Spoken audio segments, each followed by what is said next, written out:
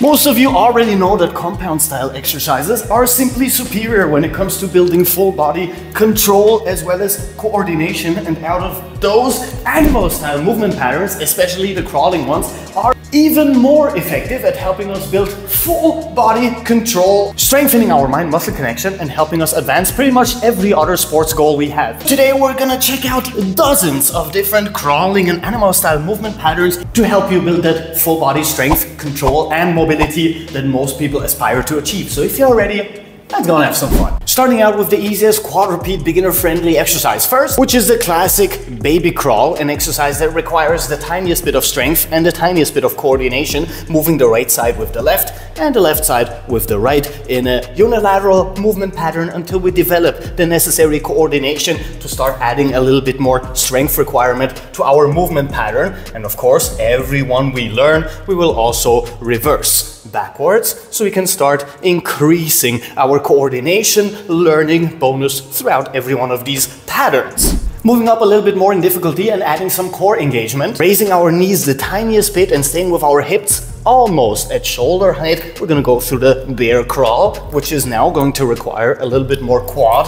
hip strength as well as core strength. And don't forget, we want to reverse the movement as well. Once again, moving right side with left side and left side with right side, adding the tiniest bit of shoulder and arm strength to the whole movement. Now adding a little bit of a posterior chain stretch as a small bonus, modifying our bear crawl to an extended leg bear crawl, just like so. Now this one is a little bit easier than the upcoming crawling patterns that are going to require a little bit more flexibility. You can start out with knees bent and extend them more and more till you can extend your legs completely, move forward and backwards once again until you feel totally comfortable moving asymmetrically with all four appendages. Adding a sideways or a lateral movement for a small change with our knees slightly raised, or a tabletop position if you will. All we need to do is move sideways once again, just with tiny steps, keeping our knees up, our core engaged and our arms extended,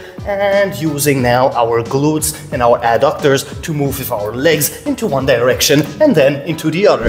And before we change the pattern up completely, this exercise is perfect for crawling in circles all around your hands. Place them on one place and move with your legs and switch directions as often as necessary. Now, since we've worked a lot on our anterior chain when it comes to strength, let's switch it up to our posterior chain. Our feet flat on the ground and our hands also. We're gonna raise our butt and move through the crab walk. Left side, right side, and right side, left side. Once again, asymmetrical movement patterns with our arms extended and our knees bent all the way forward and all the way backwards. And taking this exercise to the next level moves us from the crab walk to the reverse tabletop walk with our hips further up, requiring even more strength in our posterior chain, meaning our glutes, our spinal erectors, and our biceps femoris, this muscle here, and of course into both directions, keeping our hips up. Now, of course, we can't forget to convert those into lateral movement as well, with the sideways crab, just like so, adding a lot of core engagement and tiny steps from one side to the other, of course, switching directions. And the same thing goes for the reverse tabletop, also moving it sideways, hips higher, foot first, hand, hand, foot, foot, hand, hand, foot, and go through this movement until you feel once again very comfortable with the sideways movements as well. Trying out some of the more explosive movement patterns for a change. With both hands on the floor, the frog leap, tiny jumps, bringing our hands all the way behind our feet, placing them in the front, and once again jumping until our hands are behind our feet. Tiny jumps in a controlled fashion with our hips all the way down as close to the floor as possible, and reversing this movement into the other direction.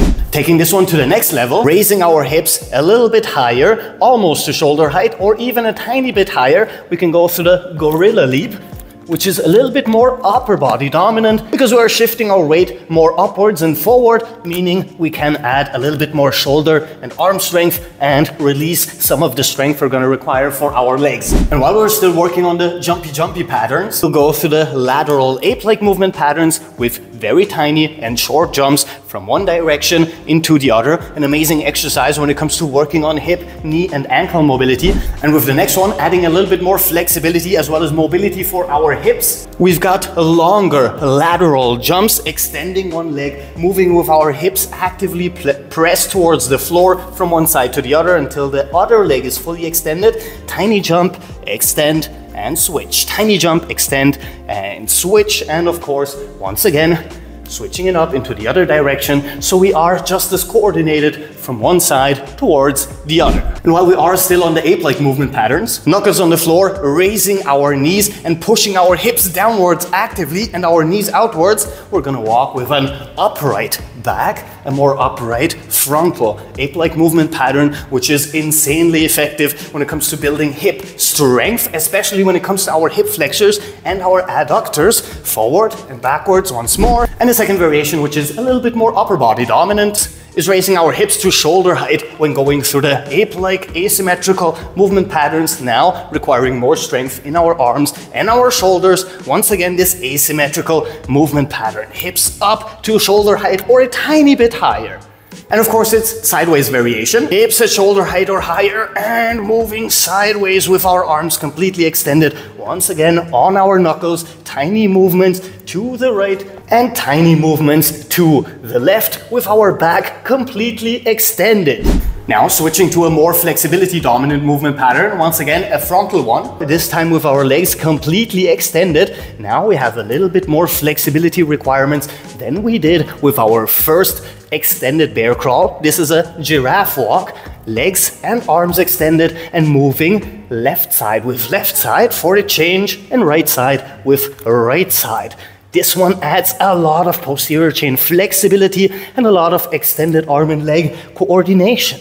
Moving us to one of my favorites, not because it is so effective, but because it is very fun to go through. A very flexibility dominant one with our hands pointed outwards. We're gonna go for that ostrich walk, left side, right side, internal, external with our hands, adding massive amounts of posterior chain flexibility and looking like a goddamn moron when doing so. Forward and backwards, of course. Now, also falling into the fun category, but requiring a little bit more strength, is a classic worm, moving forward with our hands into this plank position. You can even go into this upward dog, adding a little bit of hip flexibility and quad flexibility before we move closer with our feet until we get as close to our hands as we can while keeping our legs extended, and then moving forward into another plank position and then forward into another pike position. And switch it up between moving forward and of course moving backwards, adding a lot of strength surrounding our core and a lot of flexibility in our entire posterior chain.